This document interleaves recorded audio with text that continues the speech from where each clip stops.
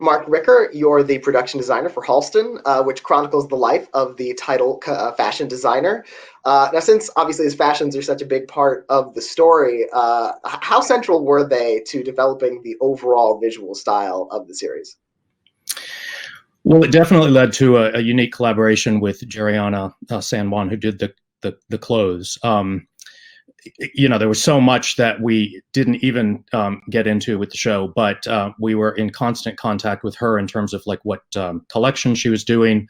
We had to tie into everything in terms of what the illustrations were that were around the room, what the color of the fabric bolts that were in the workroom, and that sort of spanned the entire time. Not to mention what we're talking about in terms of palette and texture and just fabric design and and then decades going from the early 60s. I mean, from the color of the hats in 61 to the color of the hats in 68 to the just every single thing progressed as it did through his story. So it was integrated. I learned a lot about fashion.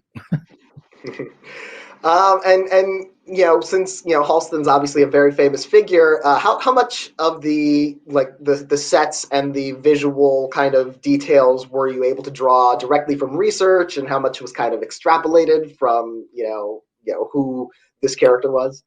It was probably an equal dose. I mean, there was a wealth of photographs from his life, obviously well documented, particularly in later years.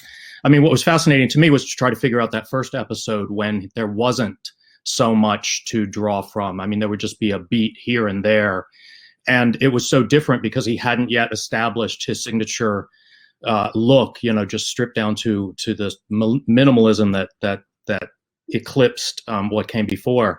So I'd find photographs of his apartment in the mid 60s, late 60s, and full of zebra prints and horn chairs and a sense of exoticism that it didn't make sense to me, but that's what was fun with the scavenger hunt. Then as we just went on, I mean, the places are so iconic. It was obviously a large part of why I wanted to do the job.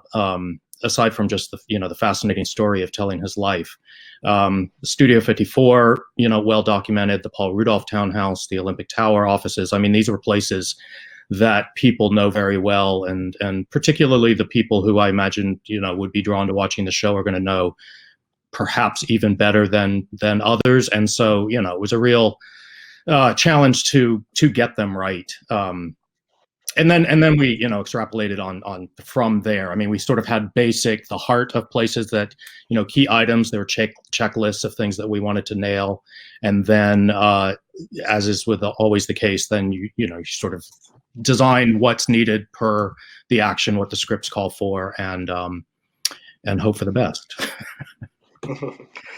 Studio 54, as you mentioned, is such an integral location and obviously such an iconic location. How much work went into that recreation specifically? Was that an entirely custom-built set for that? They were entirely custom-built set elements, all of which seemed like a significant set unto themselves. I mean, we shot that in.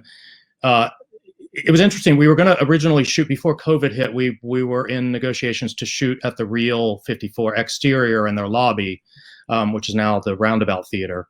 And so we had, I was excited about doing that. And then we lost that location during COVID.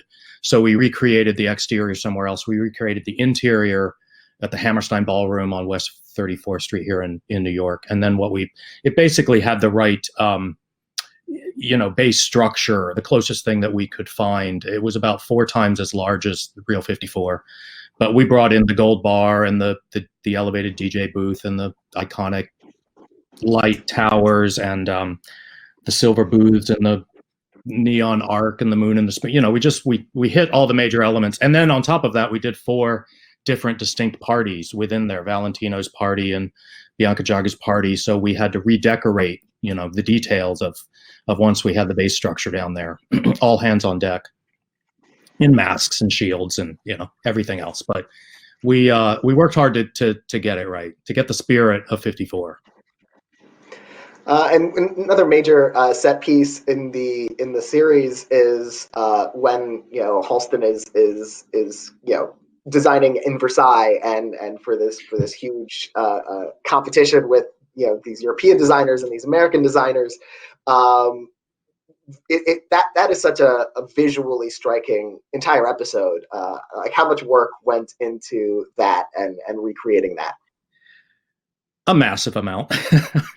Again, when I signed on, there was sort of a jovial talk of going to Paris and getting in Versailles, because there was, the obvious first thoughts is, how are we going to do Versailles if we don't go to Versailles?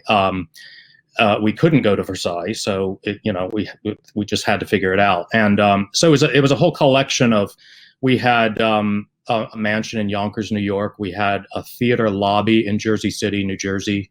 We had a stage in Tarrytown, and we had a lot of storyboards to keep it all straight. We did a lot of dressing.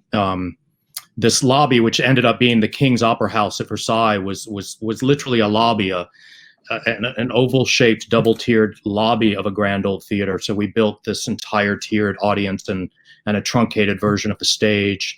All of the stage sequences for the French and the Americans were done on an actual stage in Tarrytown, and then we doubled them up and built a little sort of foreshortened, truncated version that you would see in sort of long, soft focus shots when we were in the auditorium with Halston and everybody watching it. So it was and we switched DPs in the middle of all of that. So there was a lot of understanding and education and making sure we were still on the same page in a very sort of complicated series of pages.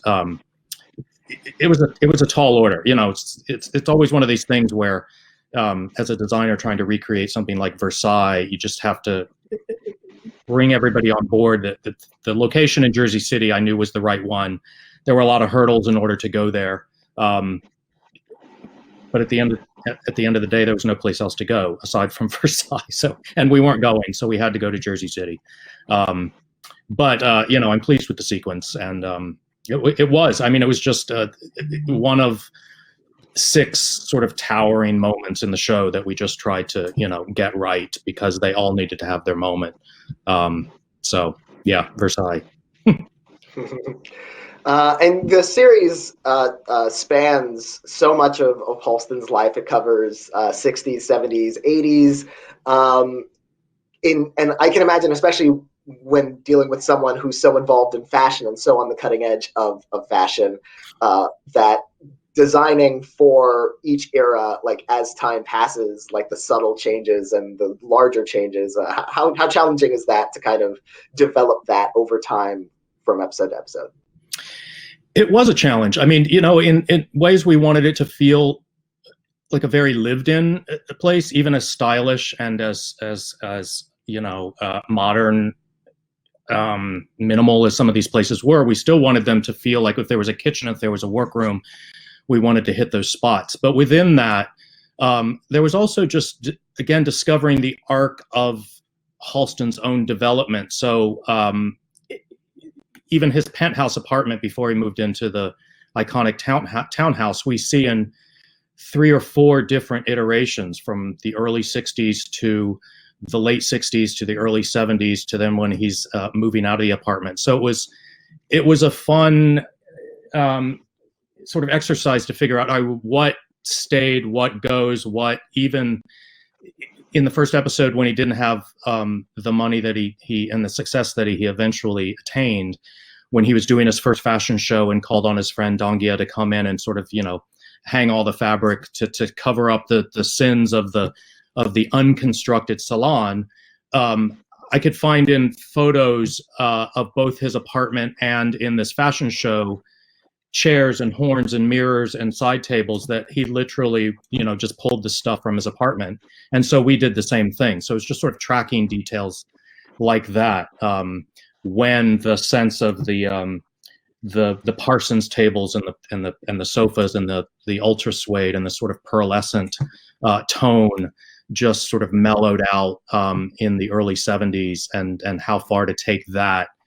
Once Olympic Tower came, it was just sort of red, and everything just got sort of knocked up to another level. But in developing the arc of Halston's style, we could pretty clearly track, the development of that style, and as his eye developed, so did ours with the sets in the show. Well, I want to congratulate you on your work on the show. Congratulate you also on the Oscar nomination you received earlier this year for Ma Rainey's Black Bottom that you also worked on. Thank you so much for talking with us, and we will bring you back soon for the group chat. Thank you. My pleasure.